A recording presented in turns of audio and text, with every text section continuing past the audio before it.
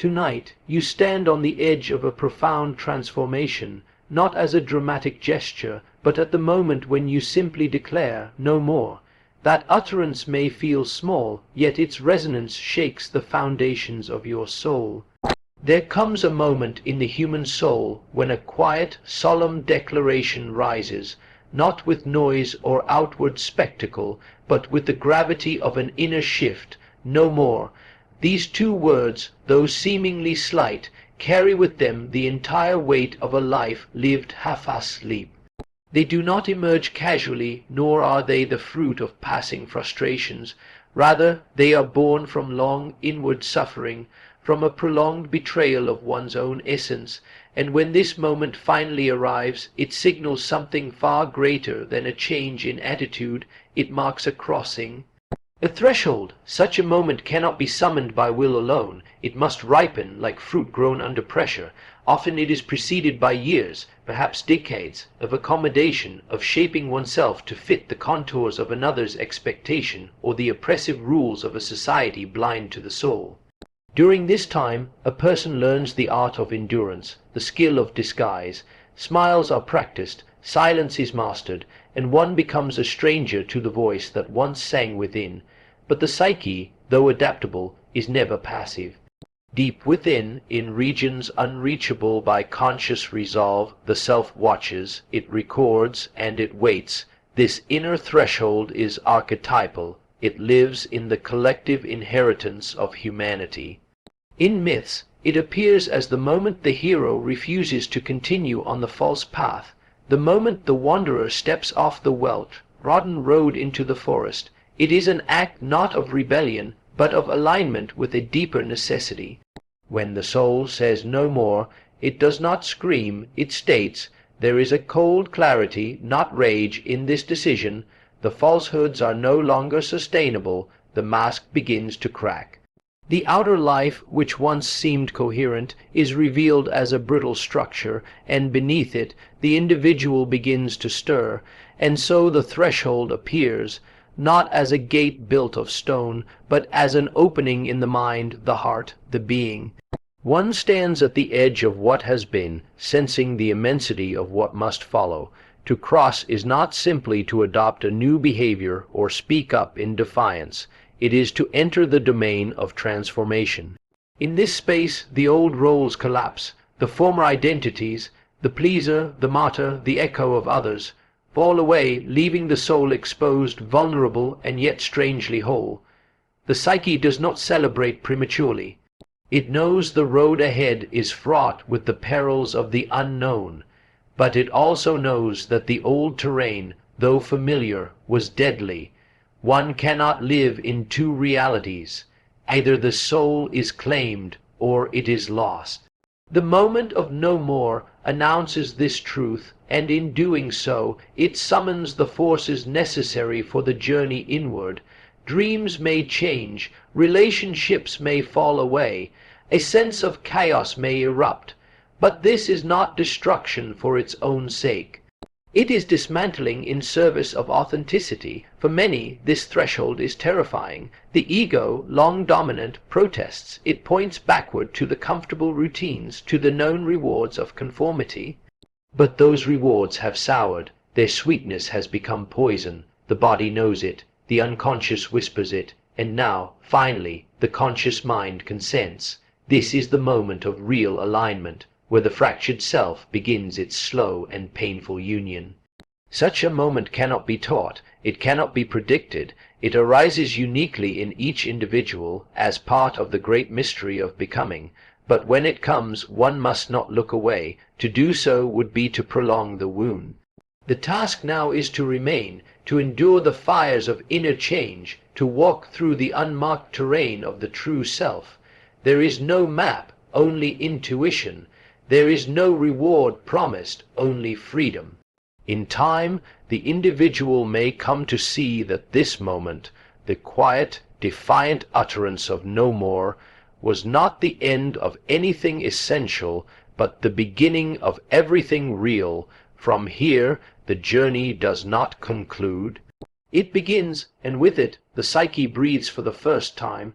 There are truths within the human soul that cannot be reached by light alone. They dwell in the depths, in the places we have disowned, rejected, or buried beneath layers of adaptation.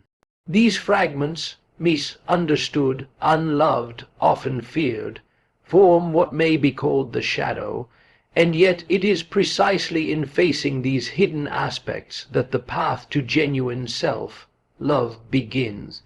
Not the kind of love propped up by affirmation or praise, but a deeper, more enduring love, one rooted in wholeness, not perfection. To face the shadow is to look into a mirror that reflects not who we aspire to be, but who we truly are, complete with contradictions, impulses, wounds, and forgotten desires. At first there is recoil. The ego resists, for it has spent a lifetime constructing a narrative that shields us from the discomfort of self-confrontation. We would rather see ourselves as kind than acknowledge our envy, as generous rather than admit our resentment. But these elements are not foreign invaders. They are part of us, waiting not to be indulged, but to be integrated.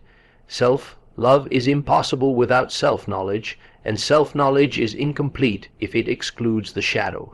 The love that endures is not one that arises after we have purified ourselves of all that is dark, but one that emerges in the very act of turning toward the darkness with open eyes.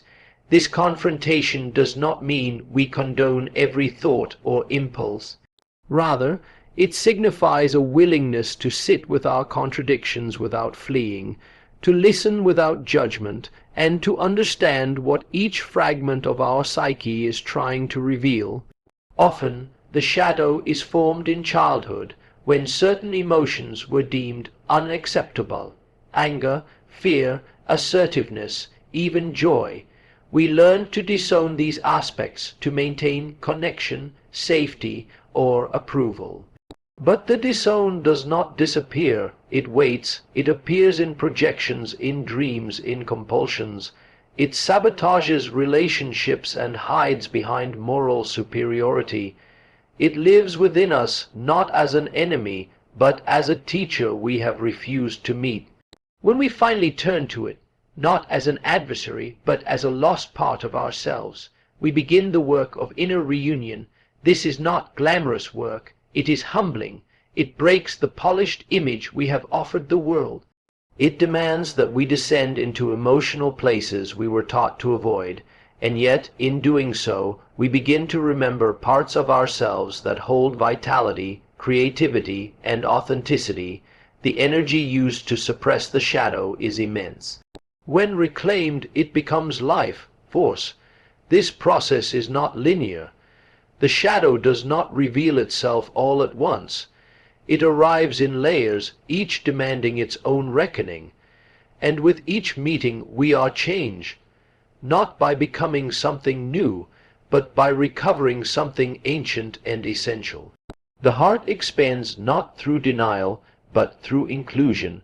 We become vast enough to contain it all, the rage and the tenderness, the pride and the vulnerability, the ambition and the stillness, and so self-love arises, not as a sentimental emotion, but as a lived reality.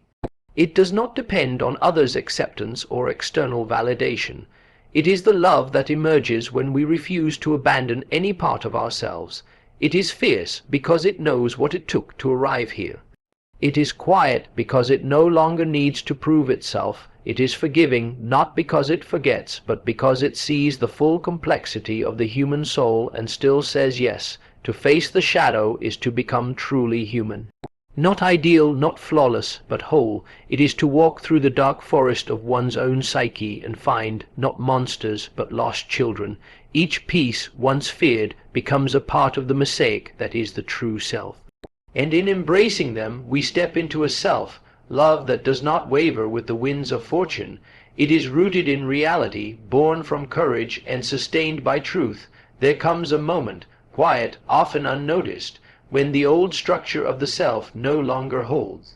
It may begin with an unease that cannot be named, a faint dissonance between one's inner world and the life being lived. The external motions may continue, the daily obligations, the practiced gestures, the familiar conversations. But beneath the surface, something begins to unravel. This is not the chaos of collapse for its own sake. It is the necessary dissolution that precedes the birth of a new psyche. The psyche does not evolve through comfort. It transforms through tension, contradiction, and the unbearable pull between what has been and what longs to be. This birth cannot be forced, nor can it be mimicked. It is not a lifestyle change or a shift in personality. It is a psychic event, a profound reordering of inner life, and it begins in darkness. In that darkness, one may feel utterly lost. The old certainties vanish. The roles that once brought identity begin to feel hollow, and even the face in the mirror appears unfamiliar.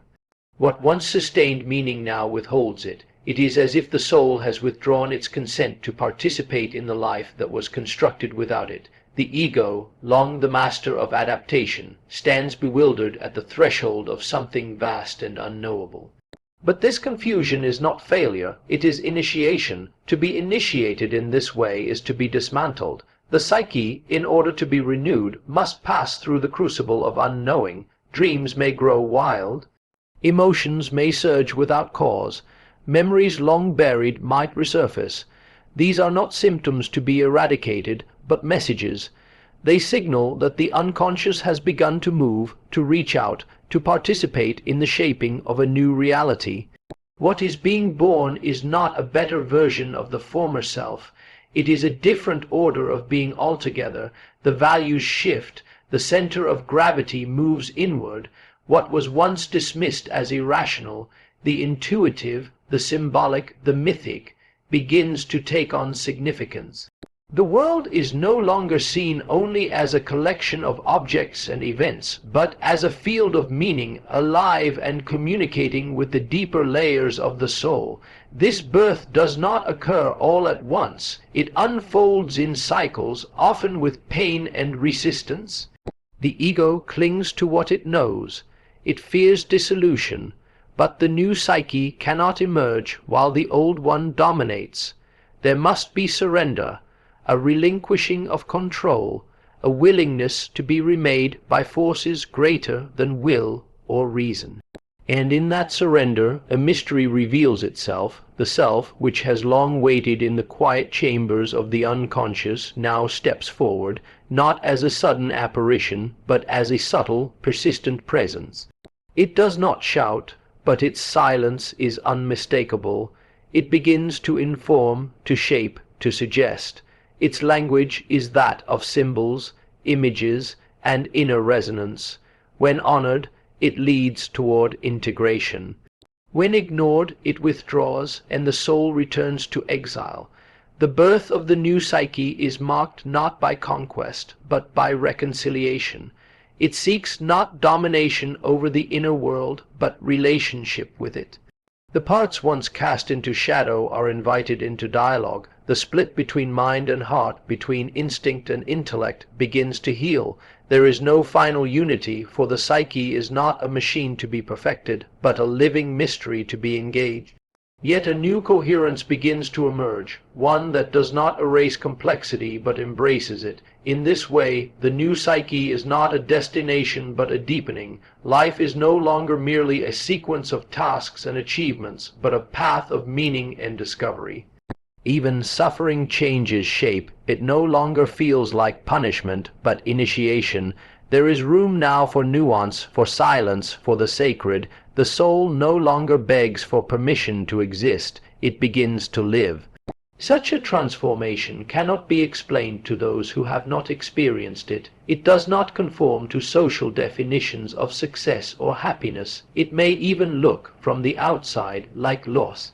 But for the one who has passed through the threshold, who has endured the dissolving and welcomed the unknown, there is no going back. A new psyche has been born, not perfect, not finished, but real, and finally, profoundly alive. There arises, in the quiet spaces of the inner life, a tension that cannot be resolved by intellect alone. It is not the noise of the world that disturbs, but the subtle pull from within, a whisper not easily named, that unsettles the familiar rhythm of consciousness. The outer life may continue undisturbed, its surface smooth and orderly, yet beneath it something stirs. This stirring is the soul, long silent, now speaking in the forgotten language of dreams, symbols, and longing. And so begins the dialogue between consciousness and soul, a conversation as ancient as the human condition itself. At first, consciousness resists. It is accustomed to certainty, to clarity, to the known world of facts and names. The soul, on the other hand, speaks in ambiguity. It arrives through image, through mood, through the sudden irrational pull toward a book, a person, a path one had never considered. It does not argue. It presents, and what it presents is often inconvenient, even disruptive. Consciousness, shaped by education and custom, hesitates to listen, but it is precisely in this listening that the individual is invited into a deeper life. The soul does not seek to overthrow consciousness. It seeks relationship. Its messages are not commands, but invitations, beckonings toward meaning. The modern mind, trained to master and dissect, often reduces this to neurosis or fantasy. But the soul is not a disorder to be fixed. It is the forgotten partner in the dance of being. When ignored, it grows restless, expressing itself through disquiet, through inexplicable sadness, through the sense that life is missing something essential. These symptoms are not problems, they are messages. The soul is knocking. When consciousness finally turns to listen, not out of curiosity, but out of necessity, the tone changes, the questions deepen. What do I truly want? Why do I feel disconnected even in moments of success? What is calling me beneath the surface of routine? These are not strategic questions. They are existential ones. They arise not from lack, but from the soul's insistence on being known. And once these questions are asked in earnest, something begins to shift. The inner world awakens. The dialogue is not easy. Consciousness demands clarity, while the soul offers depth. The former speaks in prose, the latter in poetry. They must learn to meet in a middle space, not to conquer one another, but to cooperate. This cooperation births meaning. A dream is not merely a byproduct of sleep, but a letter from the soul awaiting interpretation. A sudden tear at the sight of something beautiful is not weakness, but a reminder of the sacred. In such moments the veil thins and the conversation deepens. This dialogue is not a luxury. It is the foundation of a life lived in alignment. Without it, one becomes split, outwardly functional, inwardly starved. The world may applaud, but the soul remains silent, and in that silence a slow erosion begins. But when the dialogue is honored, when the soul is given its rightful place at the table of consciousness, life begins to speak with new resonance. Even suffering shifts in tone. It becomes a teacher, not a tormentor. Even joy becomes fuller, anchored in something real. The soul is patient, but not passive. If ignored long enough, it will find other ways to be heard, through illness, through breakdown, through the sudden collapse of a carefully constructed life. These are not punishments. They are interventions. They are the soul's final attempts to be acknowledged. But one need not wait for crisis. One can begin the dialogue now, in silence, in reflection, in the quiet courage of asking questions no one else may understand. Over time, this dialogue transforms the inner architecture. One begins to trust intuition, not as whim, but as intelligence. One begins to see symbols in the everyday, to sense patterns beneath events. The world grows richer, more mysterious, the self expands. Life is no longer just a sequence of tasks, but a pilgrimage. Each moment an opportunity to listen, to respond, to participate in the great unfolding of soul into form. To walk this path is not to escape the world, but to inhabit it more fully, Consciousness learns humility, the soul finds expression, and the individual becomes whole, not by eliminating conflict, but by holding the tension between inner and outer, known and unknown, form and essence. In this tension, the dialogue continues quietly, eternally, crafting a life that is not merely survived, but truly lived. And now, as you depart from this gathering, carry that word with you, not as a protest, but as a vow, no more to what fragments you, yes to the conscious, loving self that awaits. In that vow lies your new dawn of self, love, and your path toward wholeness.